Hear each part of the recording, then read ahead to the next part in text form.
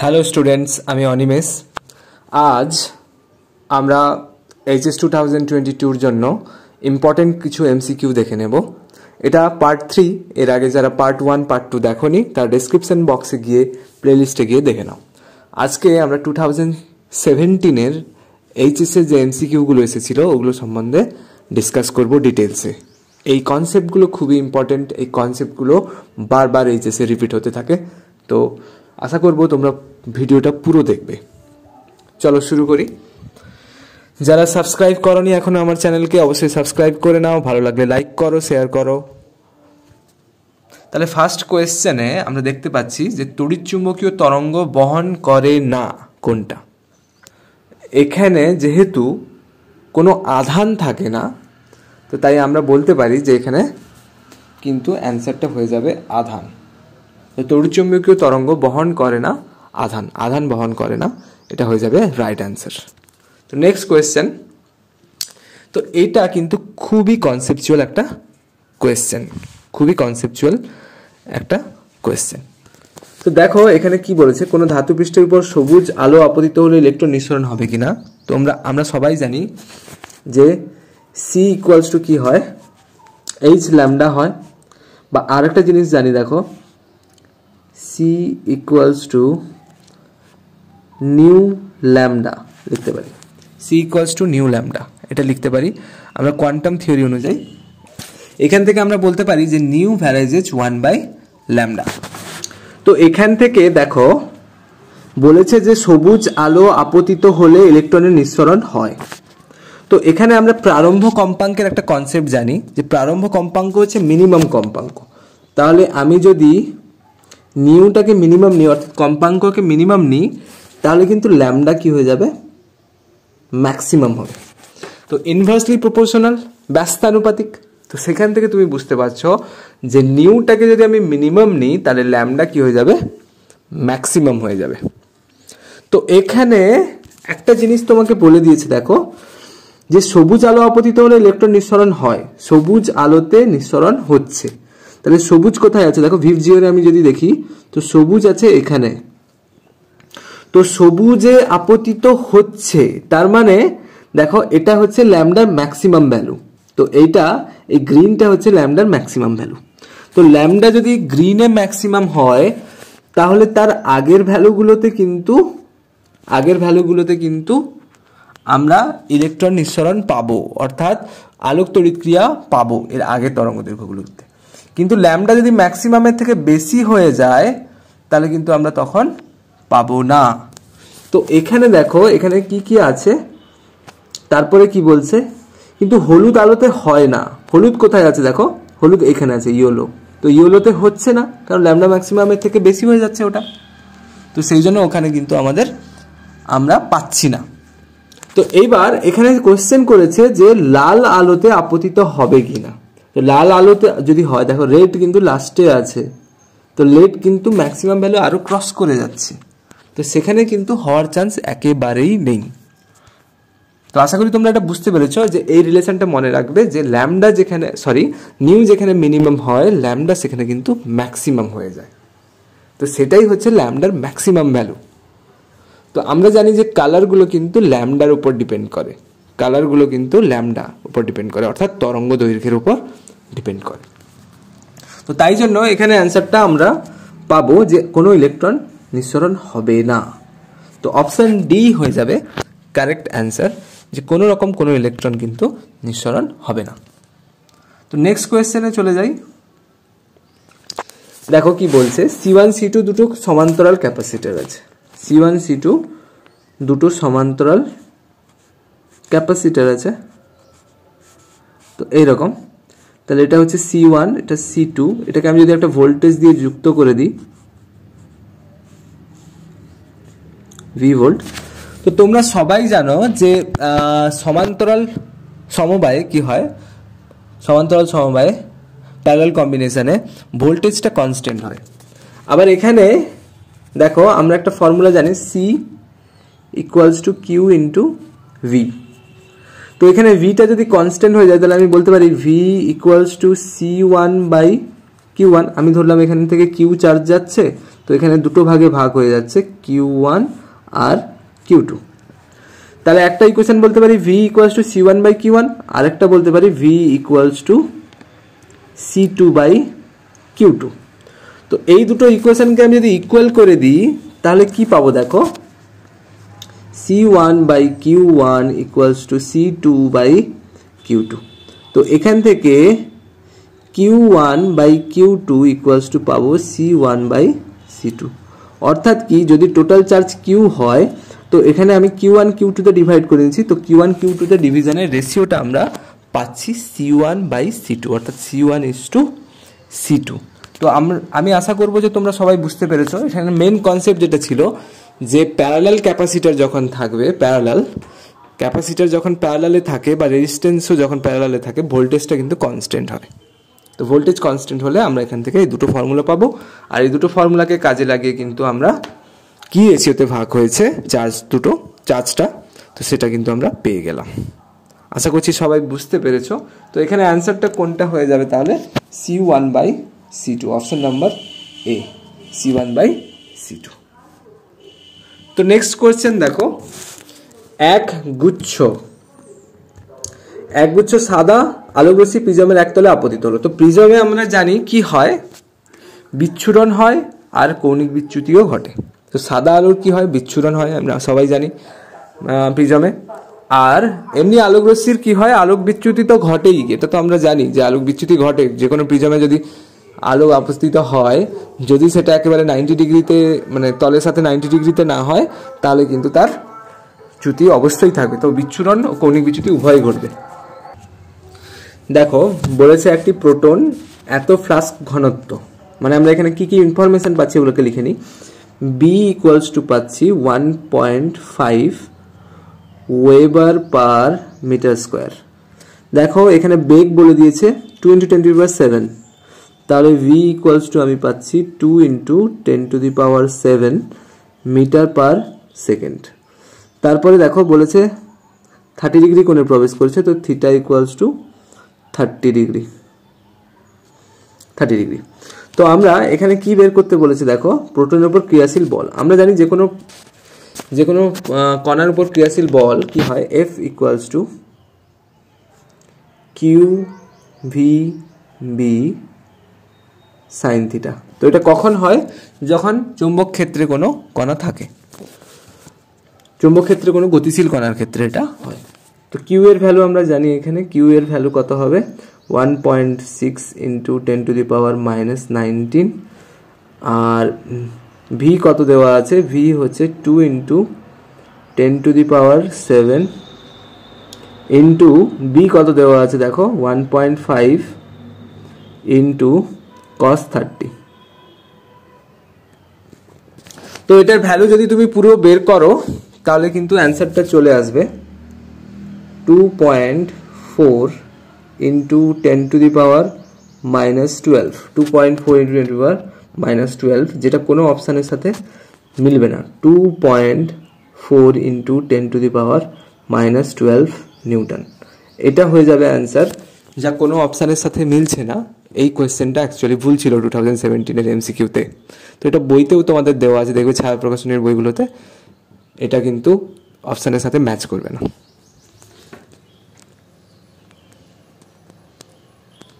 Next question দেখো, এখানে আমরা ট্রানজিস্টরের ক্ষেত্রে বিটা আলফা এগুলো পড়েছি, voltage gain, common emitter voltage gain, আর একটা হচ্ছে common base voltage gain.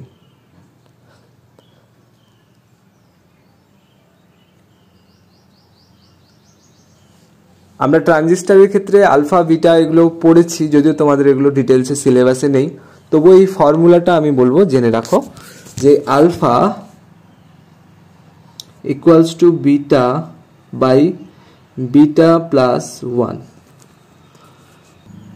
Bitter value কি চলে আসবে, alpha by alpha minus 1, alpha by alpha minus 1। তাহলে আমরা দুটো ফর্মুলা পেলাম, একটা হচ্ছে beta equals to alpha by alpha minus 1, বা alpha equals to beta by beta plus 1, বা alpha equals to beta by beta plus 1। তো আমাদের এখানে এই ফর্মুলাটা লাগবে, সেকেন্ড ফর্মুলাটা। তো দেখো বিটার ভ্যালু কত দেওয়া আছে, বিটার ভ্যালু দেওয়া আছে 100, বিটার ভ্যালু দেওয়া আছে 100। তো বিটার ভ্যালু যদি 100 বসিয়ে দিই, 100/100 + 1, এখানে কত আসবে 0.99। তো 0.99 দেখো কোন অপশানে আছে, অপশান এ। তো অপশান এ হয়ে যাবে কারেক্ট অ্যান্সার। তো আশা করি তোমরা এই ফর্মুলাটা মনে রাখতে পারবে, আলফা ইকুয়ালস টু বিটা/বিটা + 1। একটা ফর্মুলা রাখলেই সেকেন্ডটা কিন্তু ওখান থেকে বের করে নিতে পারবে। তো নেক্সট এই টাইপটা কিন্তু খুবই কমন, এটা প্রায়ই আসে এমসিকিউতে। তো এটা শিওর শর্ট একটা কোয়েশ্চেন ধরে রাখতে পারো। তো আমরা জানি R equals to rho into L/A। Rho হচ্ছে রোধাঙ্ক, এল হচ্ছে দৈর্ঘ্য, আর এ হচ্ছে প্রস্থচ্ছেদের ক্ষেত্রফল। তো এখান থেকে আমরা এ কে লিখতে পারি কি, R equals to rho into L/πr²। তো এখানে আমরা এখান থেকে লিখতে পারি আর ভ্যারাইজেজ, যেহেতু পাই একটা কনস্ট্যান্ট, তো রো ইন্টু L/r², এটা লিখতে পারি। এবার দুটো আলাদা আলাদা রেসপেক্টে যদি লিখি, তাহলে R1/r2 বা R2/r1 যদি লিখি, তাহলে কেমন লিখবো দেখো, R2/r1 R2/r1 ইকুয়ালস টু কি হবে, rho 2/ρ1 rho 2/ρ1 into L2/L1 into R1/r2 এর হোল স্কোয়ার।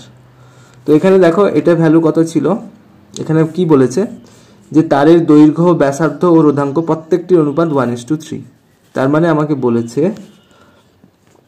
1:3 তার রেশিও, রো 1/ρ2 আর L1/L2 আর R1/r2, এগুলো প্রত্যেকটা হচ্ছে কত, 1:3।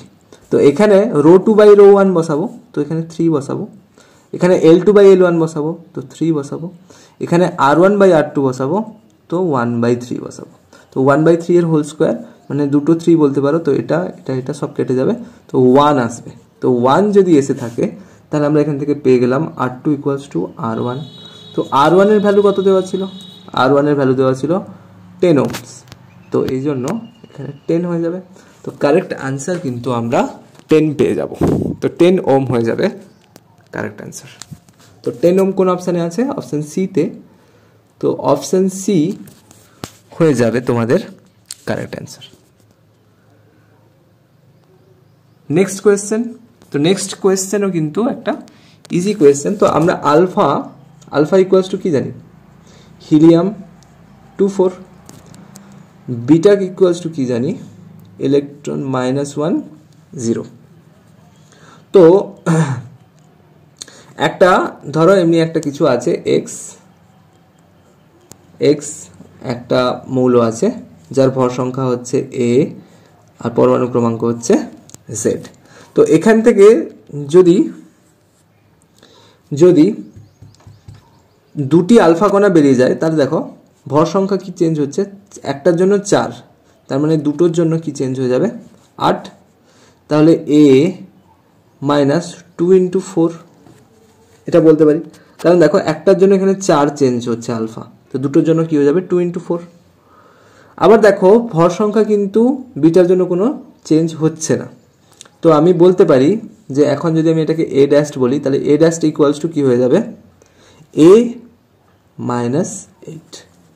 তাহলে a dash equals to a -8। এবার জেড এর কি চেঞ্জ হবে, দেখো দুটো আলফা কণা বলেছে, তো জেড এর কি চেঞ্জ হবে, আমি এটাকে জেড ড্যাশ দিয়ে ডিনোট করছি, তাহলে জেড মাইনাস কি হবে 2 × 2, যেহেতু এখানে আলফা কণার পরমাণু ক্রমাঙ্কটা 2, তো দুটো আলফা কণা বেরিয়ে যাচ্ছে, সেই জন্য 2। আবার দেখো এখানে কিন্তু বিটার ক্ষেত্রে এটা নেগেটিভ, তো এখানে কি হয়ে যাবে মাইনাস মাইনাসে কিন্তু প্লাস হয়ে যাবে। তো প্লাস কটা কণা বলেছে, 3টে বিটা কণা, তো +3। তো এখান থেকে হয়ে যাবে জেড -4 + 3 মানে জেড -1। তাহলে a -8 আর জেড -1, a -8 দেখো আর z minus one option number সিতে আছে। অপশান নাম্বার সিতে এ মাইনাস এইট আর জেড মাইনাস ওয়ান আছে। তো এইটা হয়ে যাবে আমাদের কারেক্ট অ্যান্সার। আশা করি সবাই বুঝতে পেরেছো। নেক্সট বলেছে 2 কুলম্ব আধানে কটি ইলেকট্রন থাকবে। তোমরা একটা ভালো জানো যে আধান, ভালো করেই জানো যে আধান হচ্ছে একটা কোয়ান্টাইজড পার্টিকেল। তো কার কোয়ান্টাইজড হয়? এটা ইলেকট্রনের। তো Q equals to N E, এই ফর্মুলাটা জানো। এখানে এই হচ্ছে ইলেকট্রনের আধান আর এন হচ্ছে যে কোনো অখণ্ড সংখ্যা। তো এর পূর্ণ সংখ্যার গুণিতকে কিন্তু ইলেকট্রনের আধানের পূর্ণ সংখ্যার গুণিতকে কিন্তু যে কোনো আধান আমরা প্রকৃতিতে পেয়ে থাকি। তো এখানে কটা ইলেকট্রন আছে ওটা বের করার জন্য দেখো এখানে কিউ এর জায়গায় আমরা কি বসিয়ে দিব? 2 কুলম্ব। এন তো আমরা জানি না, আর ই তো জানি 1.6 ইন্টু 10⁻⁻19। তো এখান থেকে এন এর যে ভ্যালুটা তোমরা পাবে ক্যালকুলেটারে ক্যালকুলেট করে, তো সেটা হবে 1.25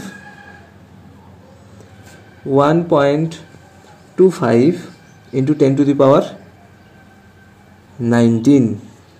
তো এখানে যদি 10⁻18 নিয়ে যেতে চাও তাহলে 12.5 ইন্টু 10⁻18। তো 12.5 ইন্টু 10⁻18 মানে অপশান সি। অপশান সি হয়ে যাবে কোয়েশ্চেন নাম্বার 9 এর কারেক্ট অ্যান্সার। আশা করি সবাই বুঝতে পেরেছো, বুঝতে কোনো অসুবিধা হয়নি। নেক্সট দেখো, একটি পর্দা থেকে কোনো সপ্রবস্তু দূরত্ব ডি। আমরা একটা রিলেশন জানি এখান থেকে, ডি হয় greater than equals to 4f। ঠিক আছে, সপ্রবস্তু দূরত্ব কত হয়? D is greater than equals to 4f। তো D greater than equals to যদি 4f হয়, এই রিলেশনটা থেকে আমি কি বলতে পারি? f less than equals to d/4। তাহলে f less than equals to d/4, তো d/4 আমাদের কারেক্ট অ্যান্সার হয়ে যাবে। তো আশা করি সবাই বুঝতে পেরেছো, এটা কোনো প্রবলেমেটিক জিনিস নয়, এটা আশা করি সবাই বুঝতে পারবে। নির্দিষ্ট বিস্তারের রেডিও তরঙ্গ তৈরি করা যাবে কোথা থেকে? তাহলে রেডিও তরঙ্গ একটা এসি সিগন্যাল। তো নির্দিষ্ট বিস্তারের বলেছে, তো সেটা আমরা তৈরি করতে কি ব্যবহার করি? সাধারণত অসিলেটর ইউজ করি, অসিলেটর। তো কোয়েশ্চেন হয়ে যাবে অসিলেটর, এলসি অসিলেটর, স্পন্দক, যাকে আমরা বাংলাতে স্পন্দক বলি। সেই জন্য আমি বলি যে ইংলিশ টার্মগুলো জানা কতটা জরুরি। দেখো এখানে কিন্তু স্পন্দক কথাটা ইউজ করেনি, অসিলেটর ইউজ করেছে, তাই না? তো ইংলিশ টার্মটা যদি তুমি না জানো তাহলে কিন্তু এই কোয়েশ্চেনটা তুমি পারবে না। এরপর কি বলেছে? দুটি কুণ্ডলীর পারস্পরিক স্বাবেশাঙ্ক বাড়ানো যায় কিভাবে? তাহলে আমরা পারস্পরিক স্বাবেশাঙ্কের ফর্মুলা কি জানি? m equals to √L1 L2। আবার দেখো দুটি কুণ্ডলীর পারস্পরিক স্বাবেশাঙ্ক বাড়ানো যায় কি করে? অপশনগুলো দেখো, পাক সংখ্যা দিয়ে সব দিয়েছে। আমরা জানি যে L ভ্যারাইজেস কি হয়? n, অর্থাৎ পাক সংখ্যা যদি আমি বাড়াতে থাকি তাহলে কিন্তু স্বাবেশাঙ্ক বাড়তে থাকে, তাই না? তো এইটা যদি হয় তাহলে দেখো L1 এরও বাড়ছে, L2 এরও বাড়ছে, তাই না? তাহলে কি হবে? L2 ভ্যালু বাড়বে, তাহলে m এর ভ্যালু তো বাড়বে। তাহলে L1 যদি বাড়ে, L2 যদি বাড়ে, তাহলে m এর ভ্যালু কি হবে? বাড়বে। তাহলে আমি এখানে কি বলতে পারি? যে কুণ্ডলী দুটির পাক সংখ্যা কমিয়ে কুণ্ডলী দুটির পাক সংখ্যা বাড়িয়ে কুণ্ডলী দুটি কাঠের মজ্জার জড়িয়ে। তো এইখান থেকে আমরা কিন্তু এইটা পাবো যে অপশন বি, কুণ্ডলী দুটির পাক সংখ্যা বাড়িয়ে। কুণ্ডলী দুটির পাক সংখ্যা যদি আমি ক্রমশ বাড়াতে থাকি তাহলে কিন্তু কি হবে? তখন মিউচুয়াল ইন্ডাকটেন্স অর্থাৎ পারস্পরিক স্বাবেশাঙ্ক কিন্তু বেড়ে যাবে। আশা করি সবাই বুঝতে পেরেছো। নেক্সট কোয়েশ্চেন দেখো, এখানে L/R এর মাত্রা বের করতে বলেছে। তো তোমরা একটা জিনিস তো জানো, XL ইকুয়ালস টু কি হয়? Omega L। তো XLটা অ্যাকচুয়ালি কি হয়? XL এর একক বা মাত্রা তোমরা জানো? XL এর একক হচ্ছে কিন্তু ওহম, অর্থাৎ এটা রেজিস্ট্যান্সের সমান, রেজিস্ট্যান্স আর। তো সেখান থেকে আমরা যদি ইকুয়াল রেজিস্ট্যান্স লিখতে পারি না, তবু আমি জাস্ট মাত্রা বের করার জন্য এটা ইকুয়াল ধরে নিচ্ছি।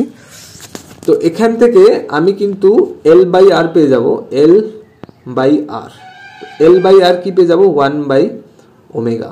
তাহলে ওমেগা হচ্ছে কিন্তু কৌণিক কম্পাঙ্ক, ঠিক আছে। তো কৌণিক কম্পাঙ্ক কি হয়, একক হয় রেডিয়ান পার সেকেন্ড, আর মাত্রা হয় কি 1 বাই সেকেন্ড, অর্থাৎ টি টু দি পাওয়ার -1। তাহলে 1 by T to the power -1 মানে কি হয়ে যাবে, টি হয়ে যাবে, টি। তো টি দেখো কোনটাতে আছে অপশানে, অপশান বি, ঠিক আছে। তো অপশান বি হয়ে যাবে তোমার কারেক্ট অ্যান্সার, অপশান বি হয়ে যাবে কারেক্ট অ্যান্সার।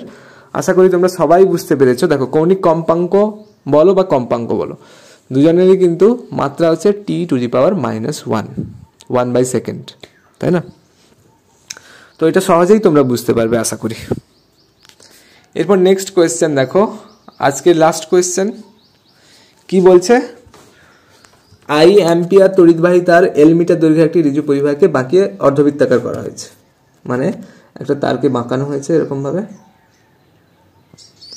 দিয়ে অর্ধবৃত্তাকার করা হয়েছে। তো অর্ধবৃত্তাকার যদি করা হয়ে থাকে তাহলে দেখো আমি কি বলতে পারি, যে এই যে এল হবে, এল ইকুয়ালস টু কি হয়ে যাবে, পাই আর হয়ে যাবে। যদি আরটা এটার ব্যাসার্ধ হয় তাহলে পাই আর হয়ে যাবে। তো এখান থেকে আর এর ভ্যালু কি পাবো, এল বাই পাই পাবো, এল বাই পাই পাবো। তো এখানে আমাকে কি বের করতে বলেছে, চৌম্বক ক্ষেত্র বের করতে বলেছে। চৌম্বক ক্ষেত্র বৃত্তাকার কুণ্ডলীর ক্ষেত্রে বা অর্ধবৃত্তাকার কুণ্ডলীর ক্ষেত্রে কি হয়, half into mu nought I by 2r অর্ধবৃত্তাকার কুণ্ডলীর ক্ষেত্রে। তো এখানে যদি আমি ভ্যালুগুলো বসাই তাহলে বি ইকুয়ালস টু কি বললাম, half into mu nought I by 2r। তাহলে হাফ ইন্টু মিউ নট হচ্ছে 4 pi into 10 to the power -7, 4 pi into 10 to the power -7 into I তো আই থাকলো, তো ইন্টু 2 ইন্টু আর এর ভ্যালু পেয়েছি এল বাই পাই। তো এগুলো বসিয়ে ক্যালকুলেট করলে কি আসবে, পাই স্কোয়ার আই বাই এল,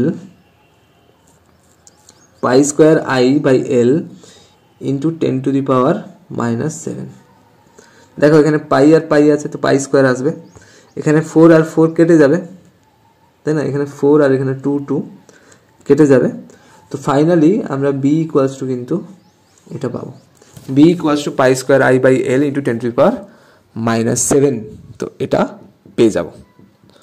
তো এটাই ছিল আজকের এমসিকিউর লাস্ট কোয়েশ্চেন। তো এটা অপশন নাম্বার আমরা কি পেলাম, অপশন এ পেয়ে যাচ্ছি কারেক্ট অ্যান্সার। এটা খুবই একটা ভালো কোয়েশ্চেন ছিল। তো আশা করি তোমরা এটা বুঝতে পেরেছো। আর এরকম সিরিজ কিন্তু চলতে থাকবে, আমরা এমসিকিউ আরও করব। এমসিকিউ যত তোমরা প্র্যাকটিস করবে তত কিন্তু তোমাদের কনসেপ্ট ক্লিয়ার হবে। আশা করছি ভিডিওগুলো তোমাদের ভালো লাগছে। ভালো লাগলে অবশ্যই লাইক করো আর চ্যানেল সাবস্ক্রাইব করতে ভুলবে না। Thank you for watching this video.